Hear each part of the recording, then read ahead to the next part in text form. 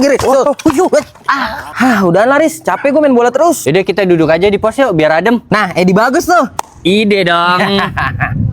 Riz, lu punya cita-cita nggak sih? Punyalah, cita-cita gua tuh pengen jadi tentara.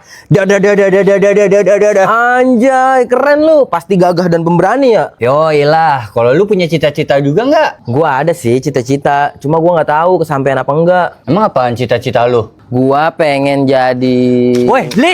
Oi, Riz. Loh, Haris hilang. Hilang apaan sih lu? Orang gua di sini, buset dah. Lu beneran Haris kan? Apaan sih, Li? Beneran lah. Masa Bambang sih gua?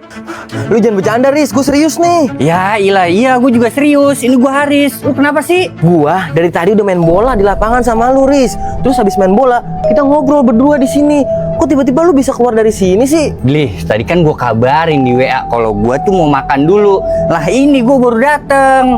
Loh, berarti dari tadi gue main sama setan.